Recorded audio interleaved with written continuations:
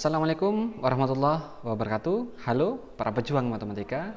Bagaimana kabar kalian hari ini? Semoga kalian dalam keadaan sehat dan menyenangkan sehingga hari ini kalian lebih bersemangat untuk belajar matematika.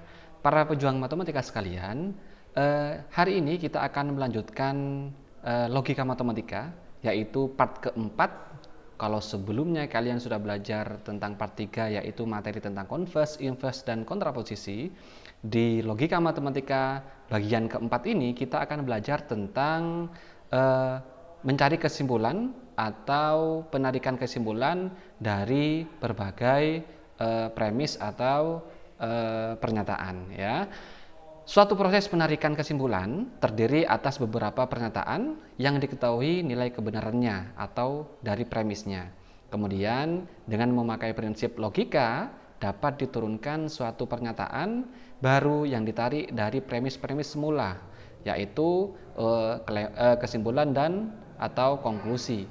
Penarikan seperti itu disebut dengan argumentasi. Jadi nanti kita akan mencari atau menarik kesimpulan dari berbagai premis, teman-teman. Jadi itu adalah topik yang akan kita bahas dari video kita hari ini. Untuk menarik kesimpulan atau mencari kesimpulan dari berbagai premis, ada 3 tipe atau 3 model yang harus kita pahami. Model yang pertama adalah modus ponens. Apa modus ponens itu? Modus ponens adalah argumentasi atau penarikan kesimpulan yang disajikan dalam bentuk sebagai berikut. Fokus teman-teman ya. Jika misalkan premis 1 atau pernyataan 1, premis itu seperti pernyataan teman-teman. Misalkan premis 1 itu adalah jika P maka Q. Nah, ini implikasi ya. Masih ingat teman-teman ya. Jadi jika P maka Q. Kemudian ada premis kedua adalah pernyataannya P. Maka dari sini untuk mencari kesimpulannya teman-teman, kita lihat di sini yang sama adalah P-nya, maka anggap saja kita coret P-nya teman-teman. Karena yang sama P-nya, maka kita coret P-nya sehingga kesimpulannya atau konklusinya adalah Q. Jadi dari sini teman-teman saya coret ya. Jika ada modus atau model seperti ini, maka tinggal coret saja P-nya sehingga Q ini menjadi konklusinya atau kesimpulannya. Begitu teman-teman ya. Oke, karena kalian sudah mengerti dari rumus ini, maka sekarang coba kita lihat contoh soalnya. Misalkan premis pertama, jika seorang menjadi pengusaha, maka ia memiliki banyak karyawan. Jadi ini premis pertama atau pernyataan pertama. Jika seorang menjadi pengusaha, maka ia memiliki banyak karyawan. Kemudian premis kedua, Ahmad seorang pengusaha. Nah, di sini sama seperti ini. Jadi yang sama P-nya. Di sini adalah seorang menjadi pengusaha, yang di atas, yang di bawah Ahmad seorang pengusaha. Maka di sini teman-teman, untuk mencari kesimpulannya, pengusahanya dicoret. Nah, pengusahanya dicoret. Nah, di sini menyisakan adalah Ahmad dan memiliki banyak karyawan. Sehingga dari sini kesimpulannya adalah Ahmad memiliki banyak karyawan. Karena di sini sisanya Ahmad dan di sini sisanya memiliki banyak karyawan. Mudah teman-teman ya. Kemudian coba kita ke contoh soal yang kedua sekarang. Jika premis yang premis pertama adalah jika n bilangan ganjil, maka n kuadrat bilangan ganjil. Nah, itu yang premis yang pertama ya.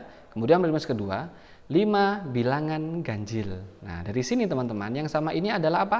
Ayo saya kasih waktu 2 detik. 1, 2. Benar, bilangan ganjil. Nah, di sini menyisakan 5 dan di sini menyisakan n kuadrat bilangan ganjil. Sehingga di sini 5 ini n, maka n-nya kita ganti menjadi 5 teman-teman. Sehingga di sini kesimpulannya adalah 5 kuadrat merupakan bilangan ganjil. Diberikan merupakan boleh, tidak diberi kata merupakan juga boleh. 5 kuadrat bilangan ganjil. Itu adalah model yang pertama, yaitu modus ponens. Kemudian kita lanjutkan ke model yang kedua atau modus yang kedua teman-teman, yaitu istilahnya adalah modus tollens. Apa modus tollens itu?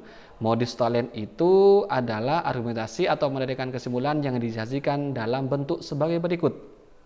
Jadi, premis yang pertama sama seperti premis yang modus yang sebelumnya. Premis yang pertama adalah jika P maka Q. Maka jika premis yang kedua adalah negasi Q, ya, maka yang sama di sini adalah apa? Q-nya. Maka kita coret Q-nya. Kita coret Q-nya. Sehingga yang atas menyisakan P, yang bawah menyisakan negasi. Maka konklusinya atau kesimpulannya adalah negasi P. Ya, jadi gabungan antara yang atas, sisa yang atas dan sisa yang bawah. Itu adalah rumus dari modus tollens. Sekarang coba kita ke latihan soalnya, teman-teman ya. Contoh soalnya yang pertama adalah premis yang pertama. Jika musim kemarau datang, maka penduduk kekurangan air. Oke, itu premis pertama. Kemudian premis kedua, penduduk tidak kekurangan air.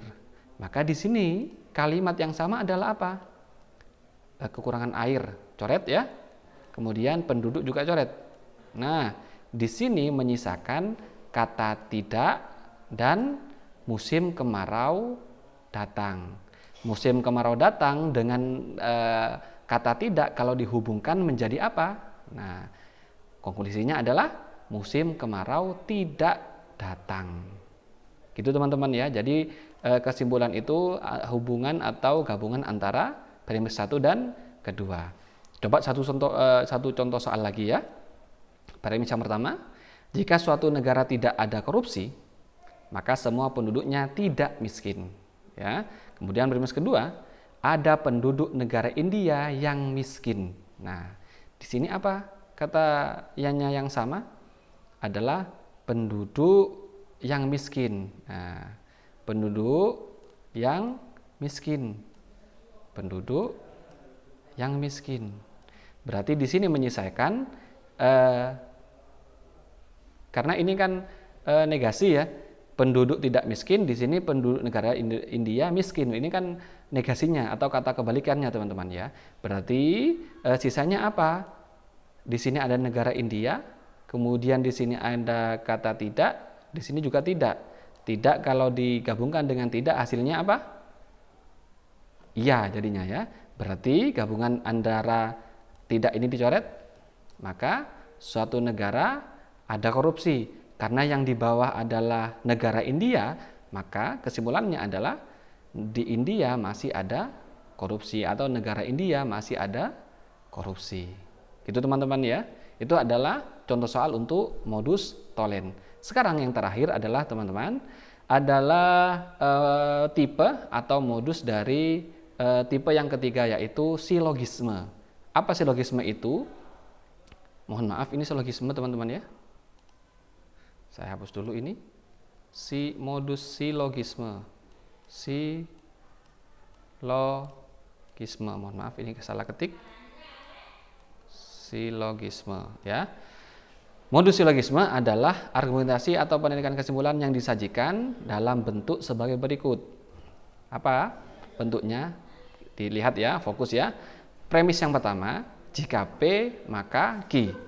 Kemudian premis yang kedua, jika Q maka R. Nah, di sini huruf apa yang sama? Yaitu huruf Q, teman-teman ya. Maka kita coret. Nah, kita coret, maka menyisakan P dan R. Maka kesimpulannya adalah jika P maka R. Ya, karena Q-nya sudah dicoret. Kita langsung coba ke contoh soal, teman-teman ya. Contoh soal yang pertama adalah jika hari ini hujan maka udara dingin. Oke, kedua, jika udara dingin maka saya memakai jaket. Nah, di sini dari kalimat ini dari premis 1 dan 2, kalimat yang sama adalah apa, teman-teman? Udara dingin. Ya, kita coret. Maka sisanya adalah ini dan ini. Maka jika hari ini hujan maka saya memakai jaket. Itu adalah kesimpulan dari soal ini. Jika hari ini hujan dari yang atas, maka saya memakai jaket dari yang bawah. Bisa teman-teman ya? Oke, sekarang yang kedua. Contoh soal yang kedua. Jika 2 log 8 sama dengan 3, maka 3 bilangan ganjil. Premis yang kedua. Jika 3 bilangan ganjil, maka 2 pangkat 3 sama dengan 8. Nah, dari sini apa yang sama teman-teman? 1, 2, 3. Oke, 3 bilangan ganjil. Kita coret. Maka menyisakan 2 log 8 sama dengan 3, 2 pangkat 3 sama dengan 8. Maka kesimpulannya atau konklusinya adalah jika 2 log 8 sama dengan 3, maka 2 pangkat 3 sama dengan 8. Gimana teman-teman? Mudah ya? Itu adalah materi tentang cara mencari penarikan kesimpulan atau konklusi. Semoga bermanfaat. Nah, karena kalian sudah belajar tentang materi penarikan kesimpulan, sekarang waktunya kalian untuk melatih skill kalian dengan cara mengerjakan latihan-latihan soal berikut. Karena ini matematika teman-teman, mustahil kalian bisa kalau tidak mengerjakan sendiri atau mencoba sendiri soal-soal matematika. Jika kalian sudah sering mencoba, sering melihat, sering mencoba, sering bertanya, maka dengan sendirinya matematika itu akan mudah kalian taklukkan. Tidak percaya?